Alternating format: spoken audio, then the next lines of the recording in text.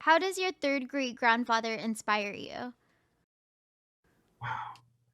So one thing that I tell people all of the time is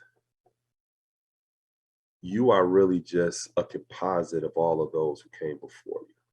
And the more that you learn about those who came before you get greater insight into your own infinite potential as well as your capacity to meet obstacles and challenges. Your ancestors are like a reference library of life. And if you don't consult that reference library of life, there's a lot of different elements that you miss, not only about the things that have happened in the past, but a lot of the different subtleties or the different aspects of yourself that you may not have certain insight into. So, thinking about my third great grandfather, Josiah Henson, in terms of his courageousness, his intelligence, his foresight in terms of being a community organizer, also an institution builder, all of those various different qualities are literally a part of me and a lot of the things that I actually do. And knowing that I had an ancestor that was successful in those type of undertakings before me not only encourages me, but also gives me insight into my own capacity to be able to accomplish the same type of goals.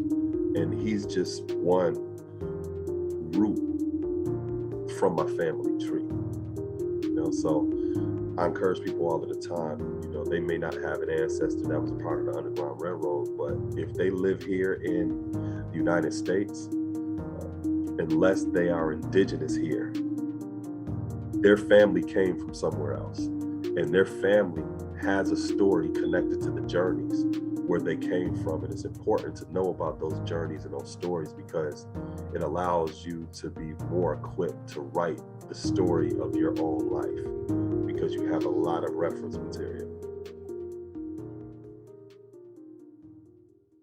And what do you think that he would say about today's politics? Would you think that he would say that we came a long way or we still have like a long way to go, especially post Trump era right now? Well, when you think about our past generations, one of the biggest changes that exist today is the growth and development of technology and the accessibility of a lot of different things.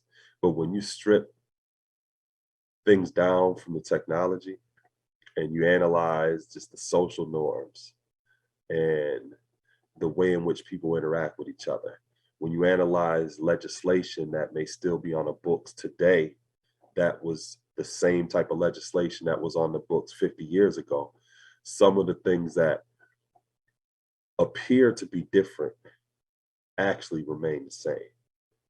So, talking to some of my ancestors, and I'm talking about people who may be in their 70s right now or 80s, some of the things they realize are different today, but then some of the things they also recognize are the same old faces and the same old places that they were used to experiencing when they were growing up. So I think it's a little of both. I think that he would say that there are some things that are obviously different today, but then there are things that are obviously still the same.